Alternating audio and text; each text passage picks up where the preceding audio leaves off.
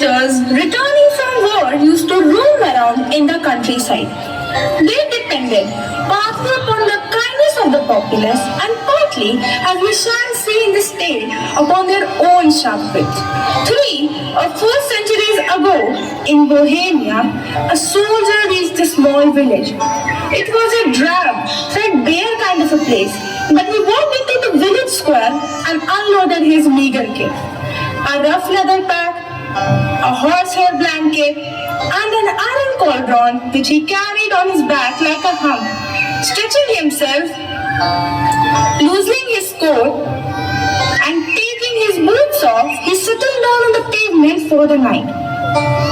Almost at once, he felt a certain hostility among the passers-by, a grumpy resentment.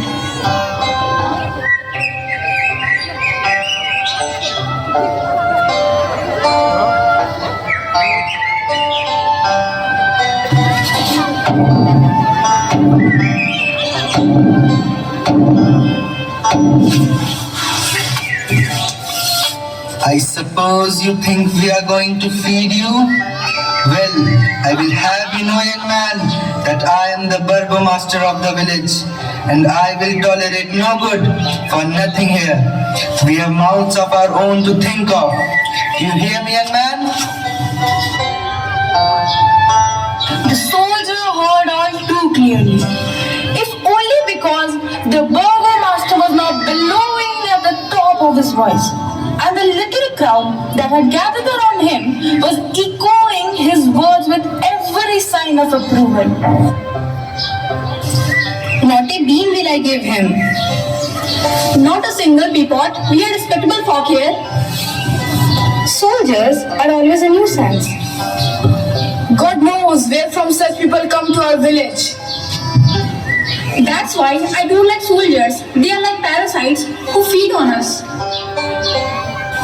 The soldier might well have been forgiven if he had felt a little despondent. In fact, he was not disheartened at all, for he was extremely cheerful. He stripped off his cap, made a mock bow to the assembly, nodded at the woman, and said, "All right, friends, all right. Mr. Burgomaster, sir, don't worry. I won't ask a thing of you. I will just spend the night here, if I may, minding my own business. And in the morning, I will be on my way. I know how you all feel, and I don't blame on you for it. We old soldiers can be nuisance sometimes. No, don't worry. I will just clean my cauldron, just prepare my crockery, and make myself a nice bowl of stone soup." and so saying, he pulled out of his pack 2 large stones. Popping them into the cauldron, he filled it up with water, lit a fire of sticks, and set him down upon the ground to wait for the brew to boil.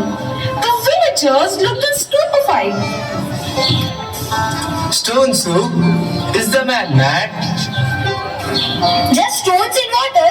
What kind of stones? Is he a magician? Have you ever heard of such a dish? Stone soup! Stone soup!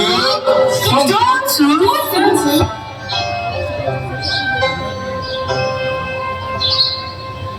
All right then, don't upset yourself.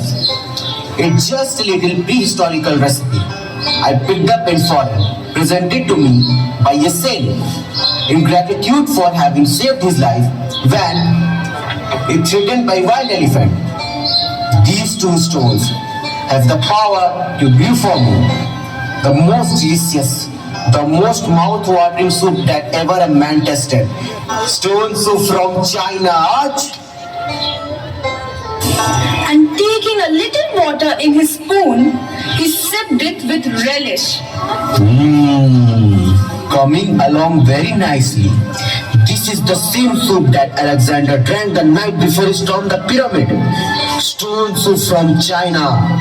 The soup for heroes. You all look a friendly lot of people. I like your faces. Suppose I make bit extra for you. The cauldron is big enough. Just a bit more water. That is. Stoke up the fire. Give it a stir. There we are. Then enough for us all to have a bowlful.